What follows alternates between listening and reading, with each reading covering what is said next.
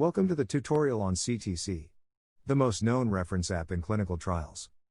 CTC allows you to browse the common terminology criteria for adverse events with your smartphone, at the patient's bed. Okay. Let's see how it works. This is the main menu. From here, you have access to the main sections of the application. The first section you can see on top has two buttons, one for the clinical trials and another one for the global patient list. You'll be able to keep track of one or more clinical studies you are doing and of all the patients and adverse events you have to report. Below you'll also find an Export Data button, to export in CSV format all the data collected. The second section shows 4 different buttons. The first two allow you to browse the full list of the common terminology criteria for adverse events. You can see the latest version 5, and the previous version 4.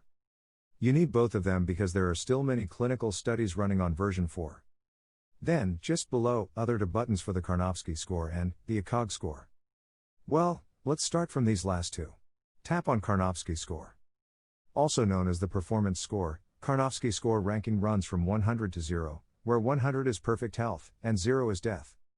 Practitioners often assign performance scores in between standard intervals of 10. Here you can see the criteria to assign a score to the patient. Let's go back to the main menu tapping on the arrow symbol on the top left corner. Now tap on ECOG score. ECOG stands for Eastern Cooperative Oncology Group, and the ECOG performance status is a simple measure of functional status. It has scores ranging from 0 to 5, and these correlate with scores from the Karnofsky scale 0 to 100 scores.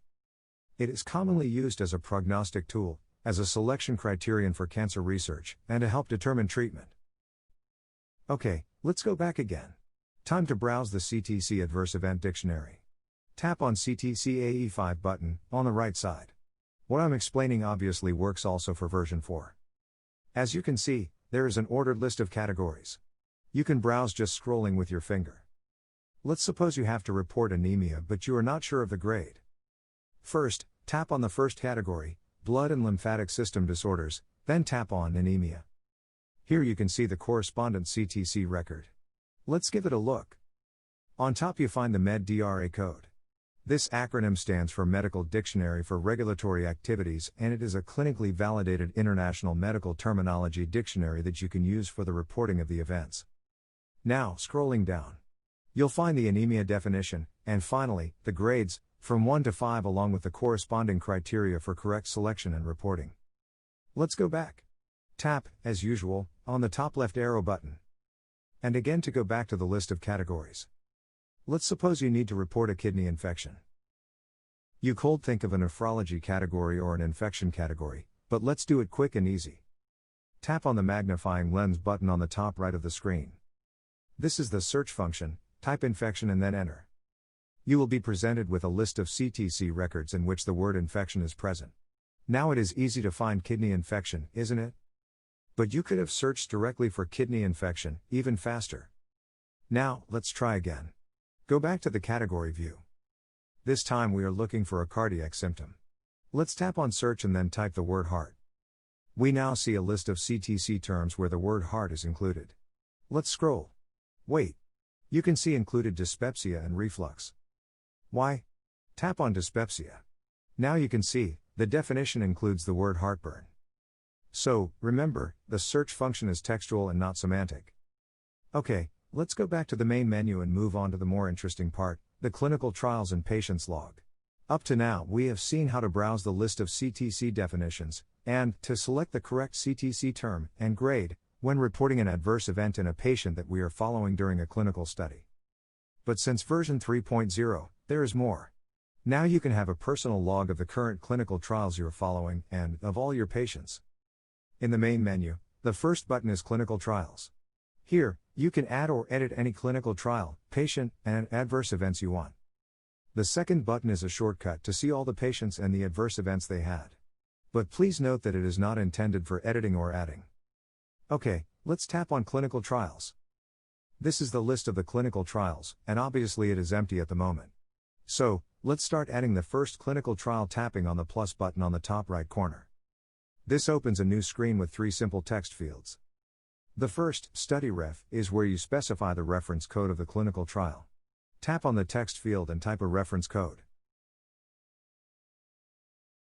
Then move to the second text field, the study name. Here is where you can enter a more descriptive name for the study. Third, tap on Notes where you can type some notes about the clinical trial. That's it. To save, just click the Save button on the top right corner of the screen. Saving brings you back to the list, where now you'll see the clinical study you have just created. Here, you can touch and slide any row to edit, or to delete the entry. Don't worry, deletion requires confirmation.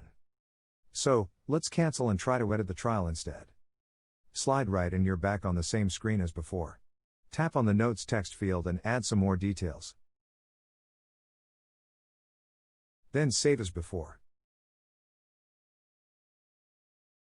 Now, let's add a patient to this clinical study. First, tap directly on the study, don't slide, just tap. It opens the patient list belonging to this clinical trial. The list is empty, but like before, we can start adding the first patient by simply tapping on the plus button on the top right. The new patient screen is similar to the one you have seen before. This time we have a text field to enter the ID code that has been assigned to the patient in the study, and the notes space to add some useful notes. Save with the top right button and proceed. Don't forget that again you can edit or delete any record by just touching over the patient name and sliding right or left. Now, let's see now how to add one or more adverse events to a patient log. First, tap on the patient to open the patient log. Then add an event by tapping the plus button.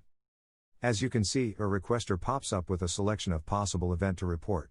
You can choose between a CTC adverse event, version 4 or 5, a Karnofsky performance score or a COG, and finally, insert a custom report. Simple as that, select, browse, add. Let's add a couple of adverse events. First, tap on CTC5, then tap on gastrointestinal disorders, and then scroll and select colitis. You open the corresponding CTC definition record. At this point tap on the plus button on the top left corner. It opens a new pop-up, and you can easily tap and select the grade. Let's tap on grade 2. You're done, the adverse event has been added. Let's do it again. This time with a Karnofsky performance score. In this case you'll be guided through a series of questions to help you to determine the right score. At the end, you can cancel or approve the suggested score and save by tapping on the top right button. And that's all. You can simply keep adding the adverse events to the patient's log, day by day, and later on transfer all the information to the clinical trial data manager. Let's go back to the main menu. We have seen how to create a new clinical trial, and how to add a patient list, and finally, how to fill the patient log with the adverse events we need to report. In this way, you can keep track of all relevant data, but data need to be reported and analyzed. After all, you are collecting data for a clinical study. You can export the data by clicking the Export Trial on the bottom right side. Here you can select and tap the clinical trial, and then decide which temporal range you need to save, just the last 24 hours, the last 7 days, the entire database? Pick your choice. This ends our short tutorial. Thank you for downloading CTC-AE+, and you are welcome to contact our support line for suggestions and bug reporting.